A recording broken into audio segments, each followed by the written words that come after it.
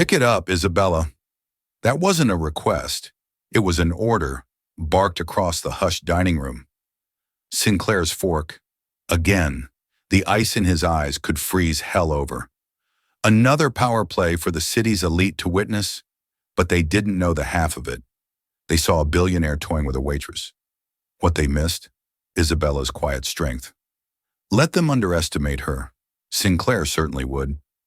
This wasn't about dropped cutlery. It was about a debt, generations old, and a kindness she'd shown an unlikely soul just hours before. They had no idea how her quiet kindness would change everything. He had no clue she was coming for what was hers. Big mistake, but they had misjudged the lamb. In 5 minutes, she would utter 7 words that would ignite a war, and by morning, a multi-million-dollar limousine would become a weapon aimed right at her. The air in Ethelgard's was a carefully curated symphony of quiet success. The clinking of heavy silver on bone china, the hushed murmur of conversations about mergers and acquisitions, and the almost imperceptible scent of old money and expensive perfume. It was an environment designed to soothe the egos of men like Donovan Sinclair, a titan of private equity, whose face was a regular feature on the covers of business magazines. Tonight he was holding court, his voice a low growl that effortlessly cut through the restaurant's polite hum. Isabella Rossi understood this world, but only as an observer, a ghost in a crisp black uniform.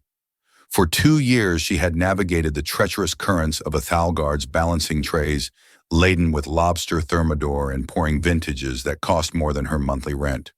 She was good at her job, efficient, unobtrusive, and gifted with an uncanny ability to anticipate the needs of the city's elite. She was invisible, and that was her armor. Tonight, however, her armor was failing. Mr. Sinclair was not in a good mood. His companion, a model, whose age barely eclipsed the vintage of the wine he'd ordered, looked bored and beautiful, a decorative object Sinclair occasionally used to emphasize a point. His actual focus was on asserting his dominance over his surroundings. He had sent back his steak twice, once for being too rare, the second time for being too charred. He had complained that the ambient lighting was unflattering to his guest, and now for the 3rd time his fork lay on the floor, a silver gauntlet thrown down for her to retrieve. Isabella approached the table, her heart a steady, resentful drum against her ribs. She had seen Sinclair in the restaurant before. He was known for his tempestuous moods and his abysmal tipping, a strange combination for a man whose net worth was a 12-digit figure. "My apologies, sir," she said, her voice a practiced neutral murmur. She bent down, her movements fluid, and picked up the fork with a small pair of silver tongs she carried for just such occasions. Sinclair didn't even look at her. He was telling a story to his companion, his hand gesturing dismissively in Isabella's direction. "The service here has gone to the dogs. It's impossible to find good help these days. People with no pride, no ambition." Isabella placed a new polished fork on the table beside his plate. The model giggled, a sound like wind chimes in a vacuum. The words, meant to be about a faceless, abstract concept of help, landed on Isabella like small, sharp stones. Pride. She worked 60 hours a week here to pay for her mother's medical bills and to save for a community college course. Ambition. She dreamed of one day opening a small bakery, a place that smelled of yeast and sugar, not entitlement. She was about to retreat, to melt back into the shadows, when Sinclair finally turned his gaze on her. His eyes were a startlingly pale blue cold, and assessing like a winter sky. "You, waitress, my wine glass has been empty for at least 2 minutes. Are you new?" "No, sir," Isabella replied, her composure stretched thin. "I've been your server all evening. Evidently not a very attentive one," he sneered. "What's your name?" "Isabella, sir." He savored the name, rolling it around his tongue as if tasting a cheap wine. "Isabella. Well, Isabella, I'm feeling generous tonight. Despite the deplorable service, I'm willing to make this a memorable evening for you." He reached into the inner pocket of his tailored jacket and pulled out a thick folded clip of $100 bills. He peeled off 5 and tossed them onto the table. They scattered near her hand. "There's $500, he said, his voice loud enough for the surrounding tables to hear. "That's for you to ensure my glass never ever goes empty again, and that you remain silent unless spoken to. See how easy that is? A little motivation. A hush fell over their section of the dining room. The air grew thick with a mixture of embarrassment and morbid curiosity. This wasn't just a tip. It was a transaction, a purchase of her dignity. Isabella looked at the crisp bills lying on the white tablecloth. She saw her mother's prescription costs, the overdue electricity bill, a brief moment of respite from the crushing weight of her life. Then she looked at Sinclair's smug, expectant face. She saw the casual cruelty, the belief that everything and everyone had a price tag. Something inside her, a quiet, resilient core she had inherited from her late grandfather, snapped. She did not touch the money. She stood up straight, her 5'5" frame suddenly feeling as tall as his. She met his cold blue eyes, and for the first time that night, she spoke not as a waitress, but as a person. "Thank you for the offer, sir," she said, her voice clear and steady, devoid of the tremor she felt in her soul. "But I can't accept that." Sinclair's smile faltered. "What did you say?" "My job is to ensure you have a pleasant dining experience, and that includes keeping your wine glass full. I don't require any extra motivation to do my job." She pushed the bills back towards him with the edge of her notepad. "I'm sorry, sir, but you can't buy respect." The silence that followed was absolute. It was as if the air had been sucked out of the room.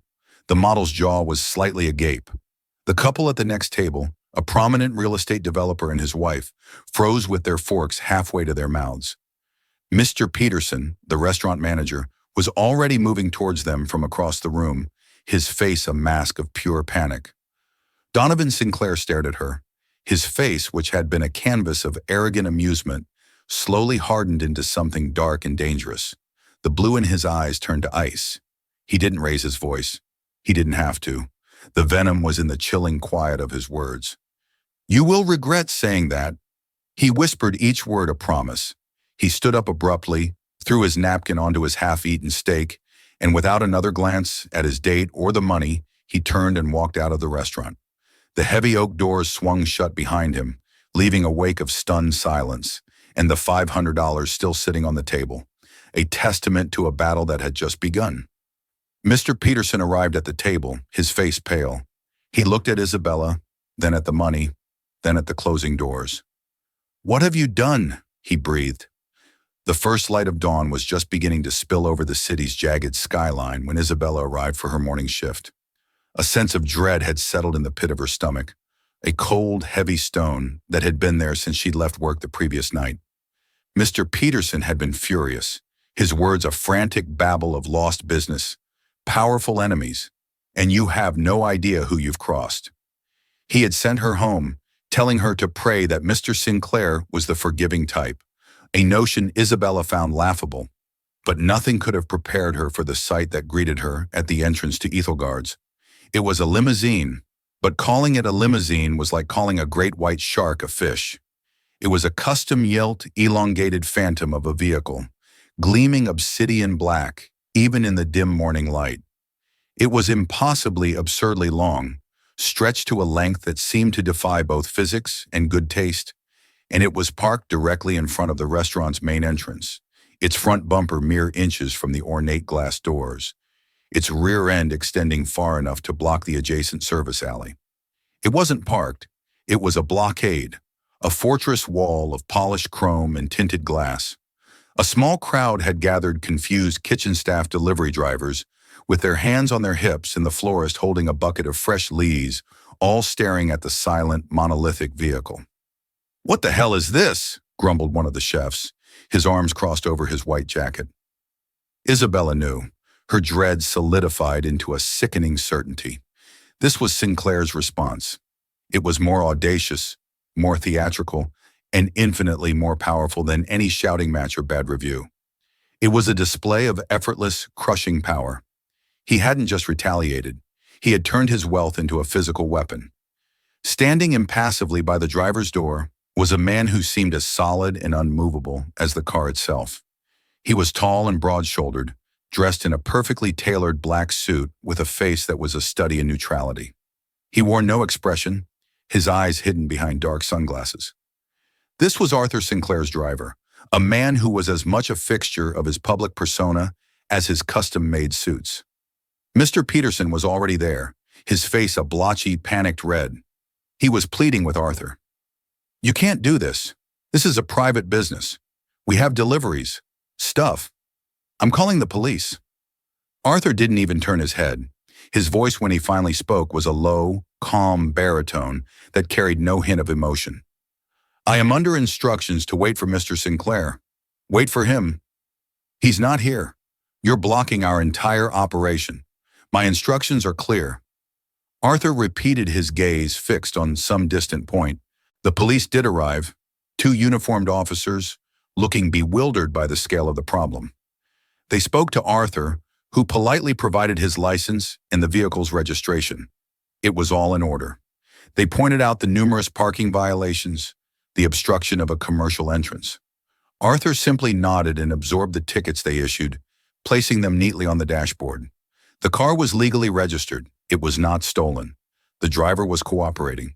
There was very little they could do besides issue fines that were to Donovan Sinclair less than pocket change. The limo did not move. By 9:00 a.m., the situation had escalated into a full-blown crisis for Ethel Guards. The morning prep crew couldn't get their equipment in. The produce delivery truck was forced to double park down the street, its perishable goods wilting in the warming air. The linen service couldn't drop off the clean tablecloths. The restaurant, a machine of meticulous precision, was grinding to a halt. The financial bleeding had begun. Isabella stood to the side, wrapped in a suffocating cloak of guilt and fury.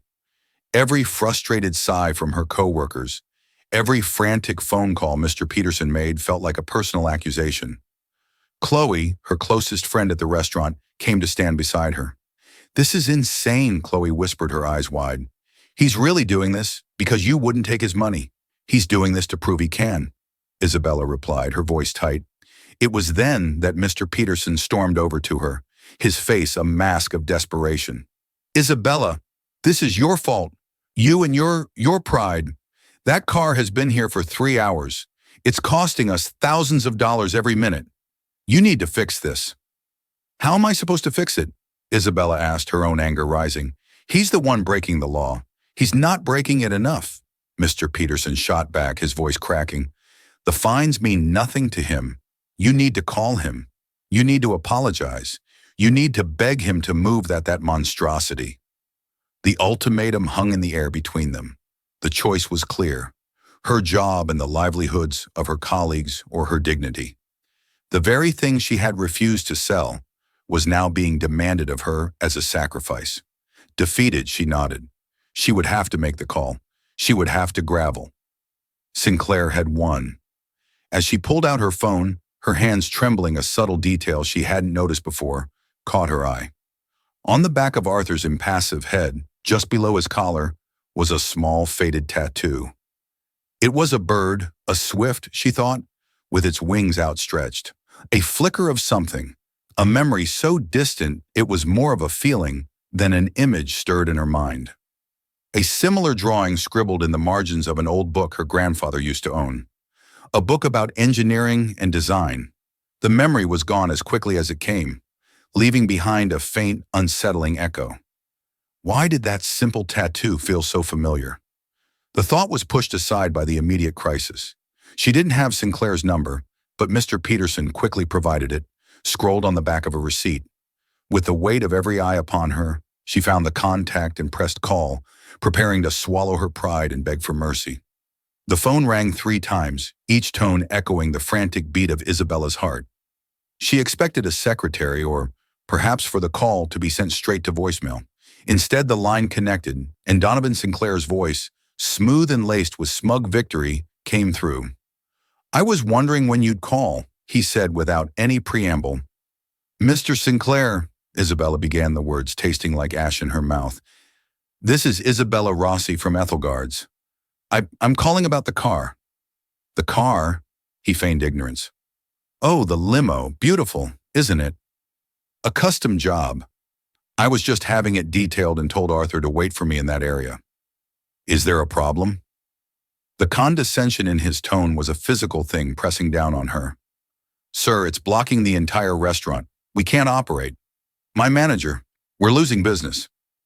That does sound like a problem, Sinclair said, his voice dripping with false sympathy. A problem for your manager, not for me. Please, Isabella begged, hating the weakness in her own voice. What do you want me to do? I'll apologize. I was wrong to speak to you that way. There was a pause. She could almost hear him smiling. An apology.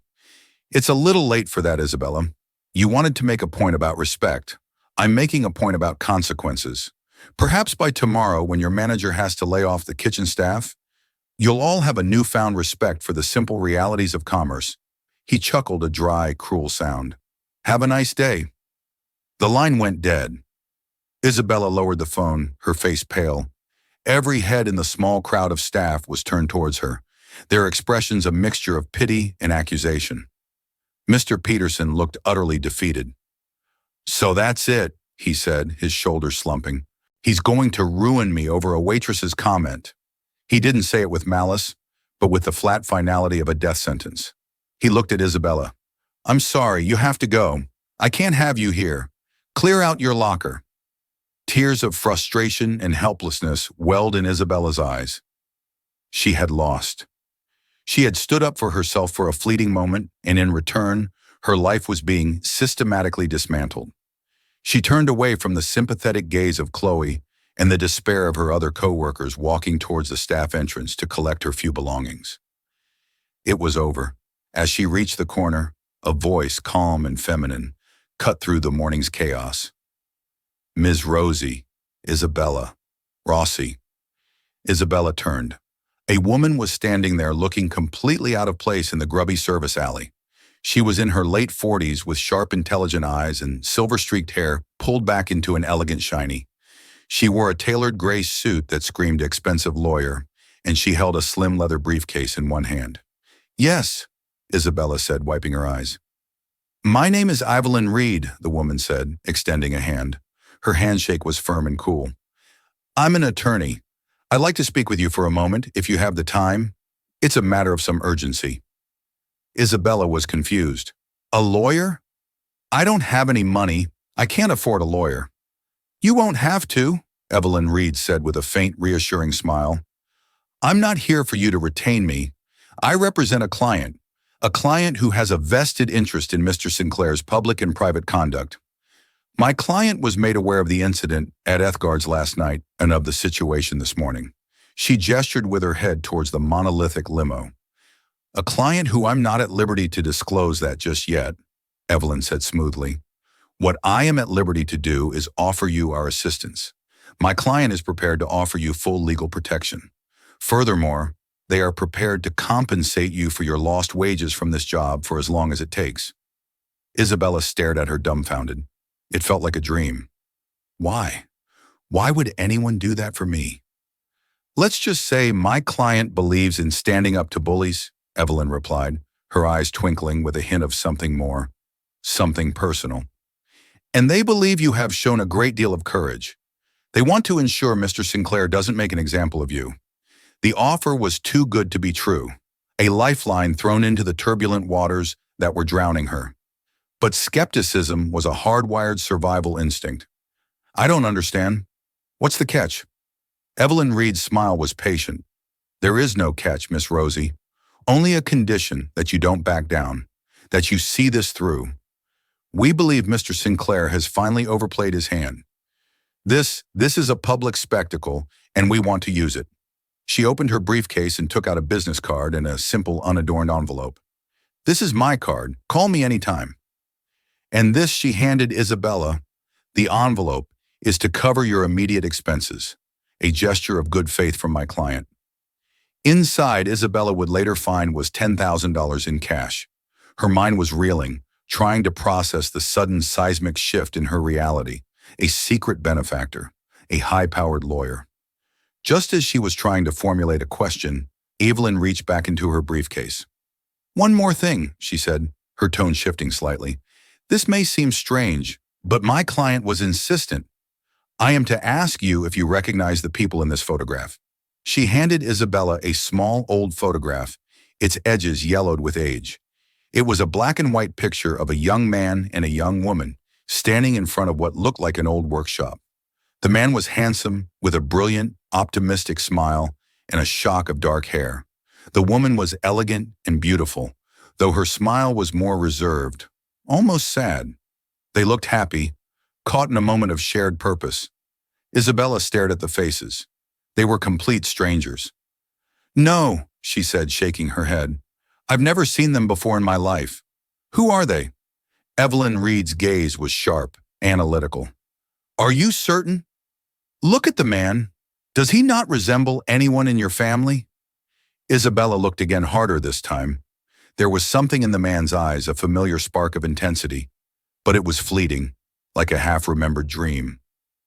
"I don't think so," she said, handing the photo back. "I'm sorry."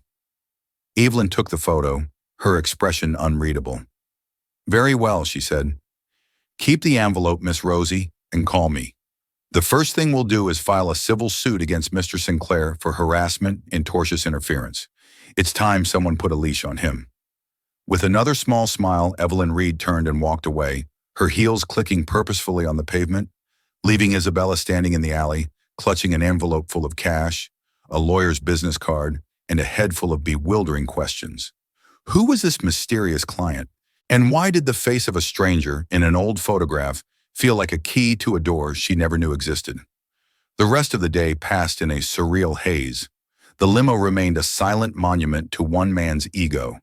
News vans had begun to arrive, drawn by the scent of a story involving a well-known billionaire and a bizarre public display.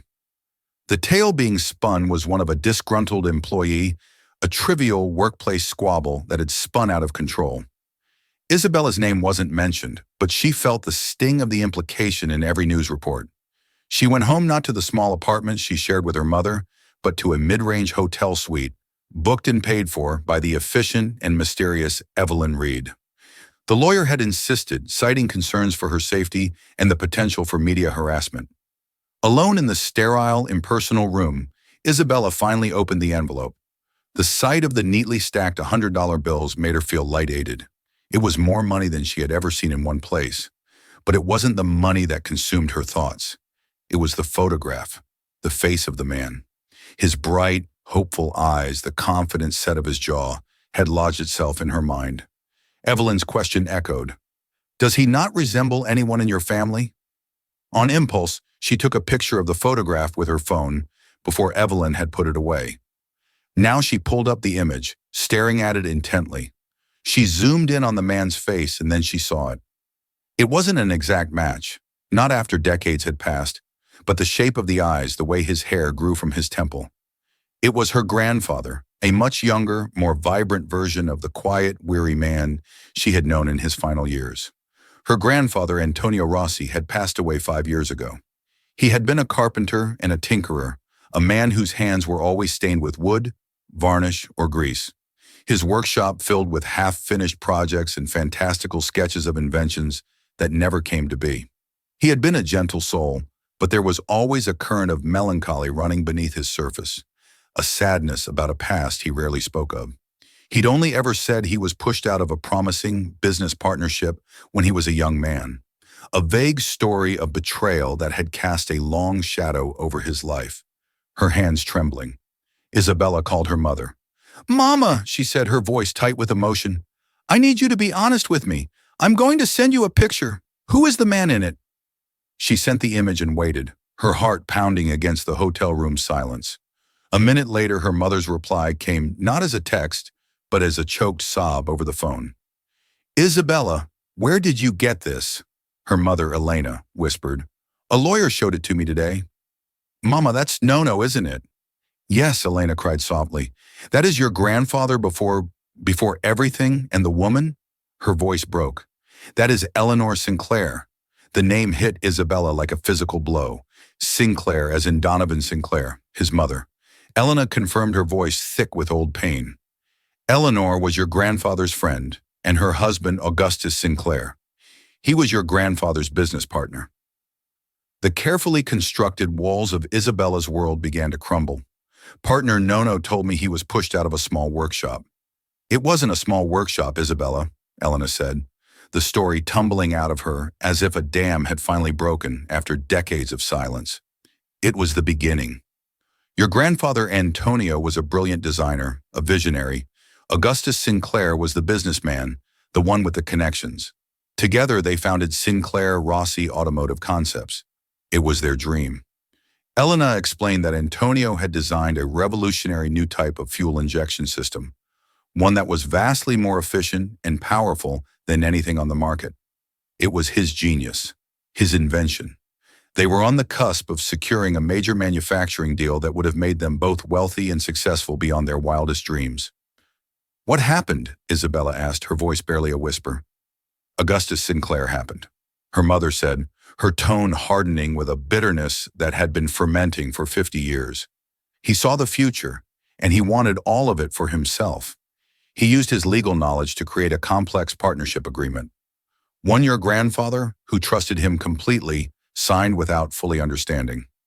A week before the big deal was finalized, Augustus invoked a clause accusing Antonio of financial mismanagement, a complete fabrication, and legally dissolved the partnership, seizing all the assets that included the patents for the fuel injection system. He pushed your grandfather out with nothing, not a single penny. The story was devastating, a secret history of theft and betrayal that explained everything. Her grandfather's quiet sadness, their family's constant financial struggle, the inherited sense that something had been stolen from them. Augustus Sinclair built his entire empire on your grandfather's stolen work," Elena continued. "He renamed the company Sinclair Industries, and that fuel system became the foundation of their fortune. Donovan inherited a kingdom built on a lie. And Elena, she knew it was wrong. She tried to reason with Augustus, but he was a ruthless man. She never forgave him. She died a few years later, some say of a broken heart." Isabella felt a wave of cold fury wash over her. This wasn't about a rude comment at dinner anymore. This wasn't about a blocked entrance or a lost job. This was about a generational injustice. Her defiance in the face of Donovan Sinclair was not an isolated act. It was an echo of a battle her grandfather had lost half a century ago. "Mama," Isabella said, her voice shaking with a newfound steely resolve, "is there any proof anything left from that time?" There was a long pause on the other end of the line. "Your grandfather was a meticulous man," Lena said slowly. "He was heartbroken, but he was not stupid. He knew he had been cheated. He kept everything. He hid it away in an old trunk in the attic. He said it was a reminder of what happens when you trust the wrong people." "What's in the trunk, Mama?" "His copies of everything," she replied. "His original workshop blueprints, hand-drawn and signed notes, and his copy of the partnership agreement, the one Augustus Sinclair used against him. On the back of it, your grandfather spent weeks writing down every detail of the betrayal, every conversation, every lie. He said one day the truth would matter." Suddenly, the mysterious lawyer, the anonymous client, it all started to make a terrifying kind of sense. Someone else knew the story. Someone else knew that the foundation of the entire Sinclair empire was rotten to its core. "Mama," Isabella said, standing up, her mind racing, "I need you to find that trunk." The truth, it seemed, was about to matter a great deal. Armed with the shattering truth of her family's past, Isabella felt a profound shift within herself. The fear and helplessness that had plagued her were burned away by a cold, clarifying anger. She was no longer just a waitress who had been wronged. She was the custodian of a stolen legacy. Her fight with Donovan Sinclair had become her grandfather's fight, and she would not lose. She called Evelyn Reed immediately, her voice steady and firm. "I know who the man in the photograph is," she said without preamble. "It's my grandfather, Antonio Rossi, and I know what Augustus Sinclair did to him." There was a moment of silence on the other end of the line, followed by a soft exhale. "I thought as much." Evelyn said, her professional calm tinged with something that sounded like satisfaction. "My client will be very pleased to hear this. Does any proof of his claim still exist?" "Everything," Isabella said. "My mother has it. Blueprints, notes, and the original partnership agreement." "Excellent." Evelyn's voice was sharp, energized. "This changes the game entirely. This is no longer just a harassment suit. This is the reclamation of a birthright. Have your mother secure those documents. Do not let them out of her sight. I will arrange for a secure courier to retrieve them in the morning." The next 24 hours were a blur of activity. The limousine, having achieved its purpose of broadcasting Sinclair's power and crippling the restaurant for 3 days, finally vanished. But its absence was replaced by a more insidious form of pressure. Donovan Sinclair, it turned out, had sources everywhere. Perhaps it was Mr. Peterson, who, in a desperate attempt to save his restaurant, had relayed Isabella's name in her refusal to back down. Or perhaps it was a fellow employee, envious of the strange, powerful forces now surrounding Isabella. Whatever the source, Sinclair learned that the waitress he had tried to crush was not only fighting back, but was also digging into a past he thought long buried. He reacted not with the theatrical arrogance of the limousine, but with the cold, precise cruelty of a corporate predator. The empire struck back. The first blow came from the media. An article appeared on a popular city gossip blog, then was picked up by more mainstream news outlets. The headline read, "Waitress in Limo Standoff Accused of Extortion Plot." The story, citing anonymous sources close to the situation, painted Isabella as a calculating opportunist. It claimed she had a history of aggressive behavior and that she had tried to extort a large sum of money from Sinclair at the restaurant, only concocting her story of disrespect when he refused. It was a complete inversion of the truth, skillfully crafted to poison public opinion against her. Her phone buzzed incessantly with notifications, messages from strangers calling her a gold digger and a fraud. The second blow was more personal. A black sedan, the same model favored by corporate security firms, began parking across the street from the hotel. It was there in the morning when she looked out the window, and it was there at night. When she left, it followed at a discreet distance. They weren't hiding. They wanted to be seen. It was a classic intimidation tactic designed to make her feel watched, isolated, and unsafe. The third blow was aimed at her family. A building inspector made a surprise visit to her mother's small mortgaged home, citing an anonymous tip. He spent hours combing through the property, issuing citations for a dozen minor previously ignored infractions: a slightly cracked walkway, an aging fuse box, a fence that was 2 and 2 high. The list came with a hefty set of fines and a strict deadline to bring everything up to code. A financial burden Elena could not possibly bear. The pressure was immense, a multi-pronged assault designed to break her spirit. Chloe called her voice a frightened whisper. "Izzy, people at the restaurant are talking. They're saying you made all this up. Mr. Peterson told everyone he had to fire you because you threatened a customer. I know it's not true, but they're scared." Isabella sat in her hotel room, the blinds drawn. The hum of the air conditioning a poor substitute for the sounds of a real home. Doubt began to creep in a poisonous weed in the garden of her newfound resolve. Was she wrong to have done this? She had unleashed a monster, and it was now coming for everyone she loved. She clutched the phone, her knuckles white, tempted to call Evelyn Reed and tell her it was over, that she surrendered. Her mother called before she could. Isabella expected to hear fear in Elena's voice. She expected tears, pleased to stop before Sinclair destroyed them completely. Instead, her mother's voice was filled with a strength Isabella hadn't heard in years.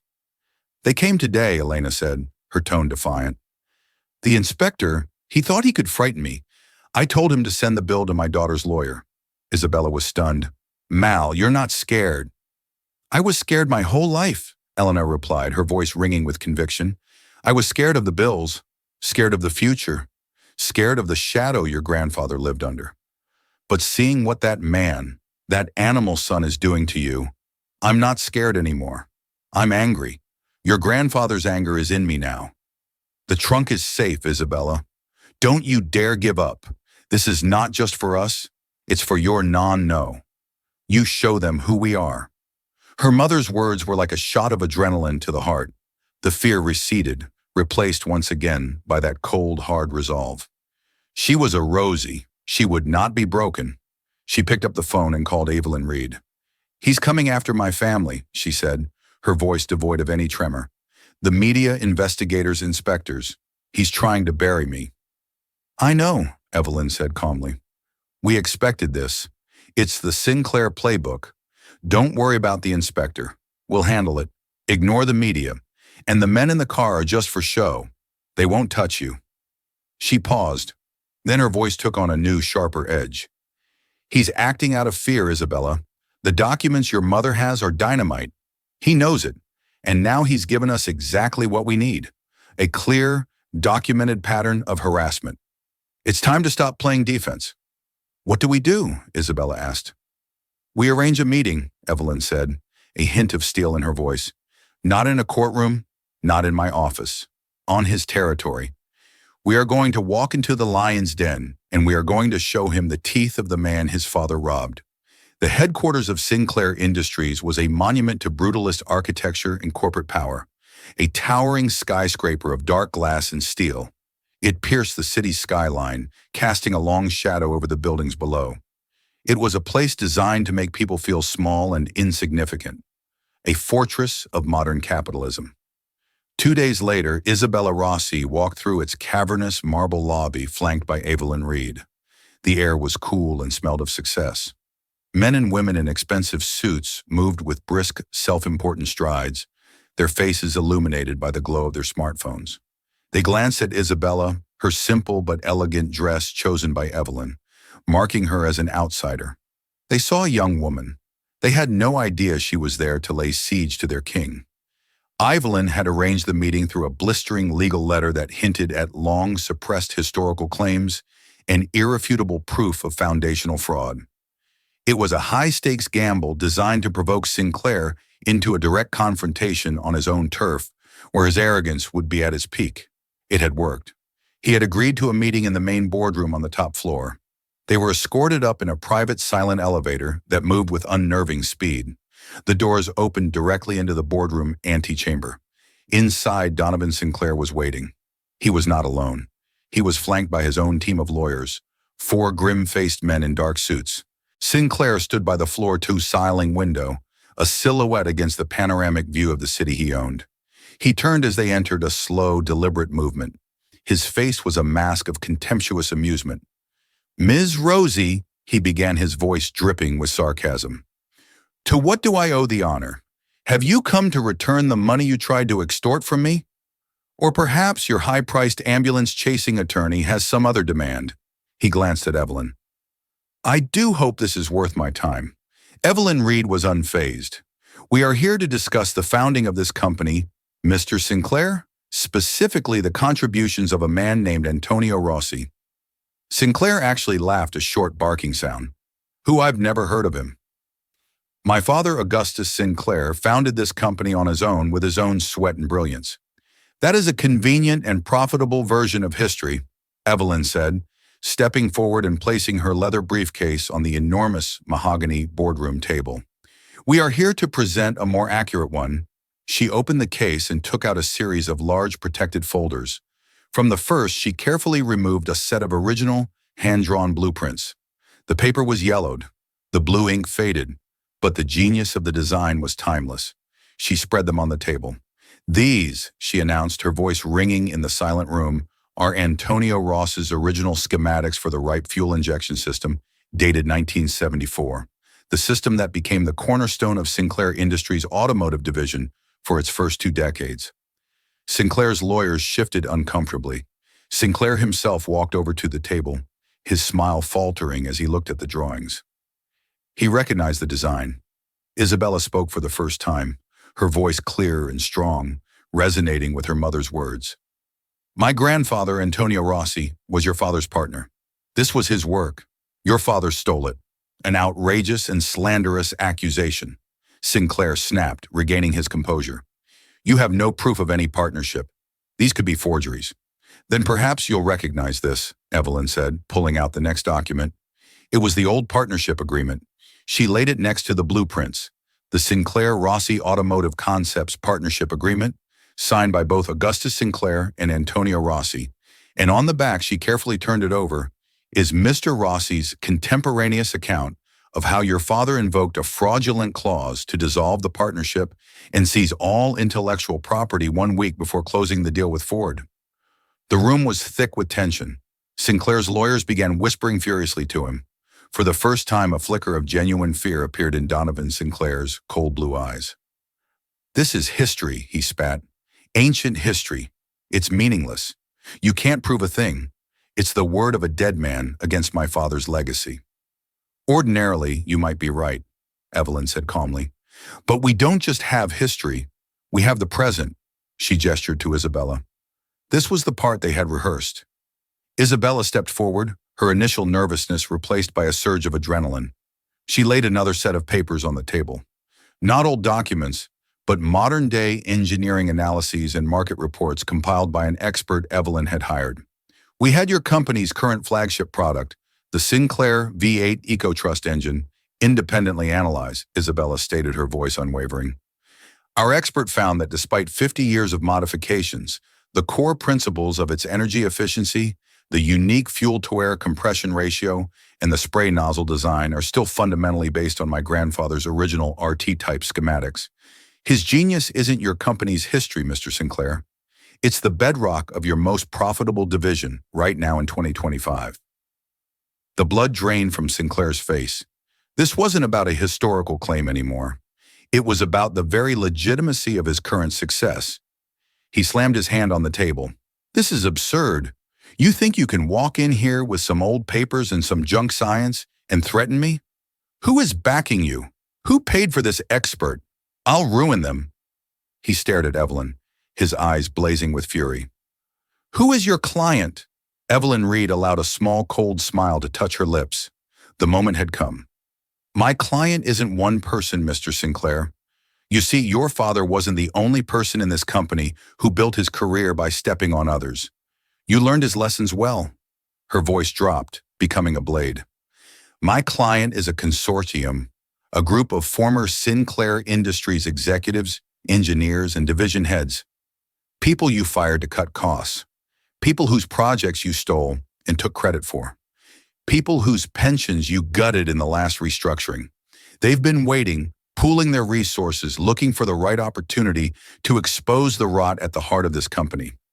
Your public spectacle with Ms. Rosie was the opportunity they were waiting for. Sinclair was reeling, stumbling back as if physically struck. The thought of a conspiracy within his own ranks, an army of his own making, was a devastating blow. But Evelyn wasn't finished. She delivered the final personal twist. They hired me for a very specific reason. Donovan, she said, using his first name for the first time. The sound of it, a sharp crack in the silent room. They knew my history. You see, I have my own reasons for taking this case. My grandfather was a man named Arthur Reed. He was your father's first lawyer, the man who drafted this very partnership agreement. She pointed to the document on the table. On his deathbed, he confessed to me. The guilt of what he helped your father do to Antonio Rossi had haunted him his entire life. He told me everything. He left me his own private records, corroborating every word of Mr. Rossi's account. She looked Sinclair directly in the eye, her own gaze filled with a righteous fire that had been burning for years. My client isn't just a consortium of your enemies, Donovan. My client is history. My client is justice, and we are here to collect. The aftermath of the boardroom confrontation was not a loud explosion, but a swift and silent implosion. Faced with a mountain of evidence, the threat of a massive lawsuit that would drag the company's dirty laundry into the public sphere, and a brewing rebellion from a consortium of embittered ex-executives, the Sinclair Industries Board of Directors acted with the ruthless efficiency of self-preservation. Within a week, an emergency meeting was called. Donovan Sinclair, the man who had inherited a kingdom and ruled it with an iron fist, was unceremoniously ousted as CEO. The official story was that he was stepping down to pursue other interests, a piece of corporate jargon so thin it was transparent. The real story, however, began to leak first in whispers on financial news blogs, then in a torrent of articles detailing the scandalous origins of the company and the decades of lies that had sustained it. Sinclair's name became synonymous not with power, but with fraud. Isabella Rossi did not become the new CEO. She did not want to. The goal was never to conquer Sinclair's world, but to reclaim the honor of her own. Guided by Evelyn Reed and the consortium, a settlement was reached out of court. It was a landmark agreement. The Rossi family received a staggering financial compensation, a sum that rewrote their family's history of struggle in an instant. But more importantly, the settlement included a significant non-controlling stake in Sinclair Industries and the public official acknowledgement of Antonio Rossi as a co-founder of the company. His name was restored, his genius finally recognized. The first thing Isabella did was not to buy a mansion or a sports car. She established the Antonio Rossi Foundation for Young Inventors, an organization dedicated to providing funding and mentorship to brilliant minds who lack the resources to bring their ideas to life. The very position her grandfather had been in half a century ago. She set up its headquarters not in a gleaming downtown tower, but in a refurbished warehouse in the same industrial neighborhood where her grandfather's original workshop had been. Her mother, Elelenina, was by her side, the years of worry seemingly melting from her face, replaced by a radiant pride. Together, they hung a large framed portrait of a young, smiling Antonio Rossi in the foundation's entrance hall. One afternoon, a few months after the foundation opened, a man walked in, looking hesitant and out of place. He was tall and broad-shouldered, though he seemed to carry himself with less rigidity now. It was Arthur Sinclair's former driver. He was no longer in his crisp black suit, but in a simple polo shirt and jeans. "Miss Rosie," he said, his voice quiet, devoid of its former evasive tone. He held a worn cap in his hands. I just wanted to come and apologize." Isabella looked at him, surprised. "For what?" "For that day with the limo," he said, looking at the floor. "I knew it was wrong, but it was my job. Mr. Sinclair, he paid well. I have a family, a daughter in college. I just did what I was told. I never felt good about it." Isabella saw not an instrument of a billionaire's cruelty, but just a man like any other trying to provide for his family. She saw the faded tattoo of the Swift on the back of his neck and was reminded of her grandfather's sketches. It was a symbol of speed and precision, something a man who appreciated fine engineering might choose. "I understand," she said, her voice gentle. "Thank you for coming to say that. It means something. I lost my job when he was forced out." Arthur continued. "I'm not asking for anything. I just wanted you to know that I respect what you did. You have more courage than any of those men in their fancy boardrooms." Isabella thought for a moment. The foundation was growing, and they needed reliable people. "The foundation has a small fleet of vehicles," she said. "We transport students and equipment. We need a logistics manager, someone trustworthy who understands the city. It's not a chauffeur's job. You'd be in charge if you were interested." A look of disbelief, then profound gratitude washed over Arthur's face. "Yes, Miss Rosie," he said, his voice thick with emotion. "I would be very interested. Thank you." As he left, Isabella looked around the bustling workshop at the young, bright-eyed inventors working on their projects, their futures bright with possibility. She realized the truth of the 7 words she had spoken in the restaurant that night. Money couldn't buy respect, but it could, if used correctly, buy justice. It could restore a legacy, and it could build something new and beautiful from the wreckage of the old. She finally understood that true wealth wasn't measured in dollars or stock prices, but in the ability to create opportunities to right wrongs and to build a future her grandfather would have been proud of. Isabella's incredible journey shows us that true strength isn't found in a bank account, but in the courage to stand up for what is right. Her story began with a simple act of defiance against a powerful man, but it became a testament to the enduring power of truth and integrity.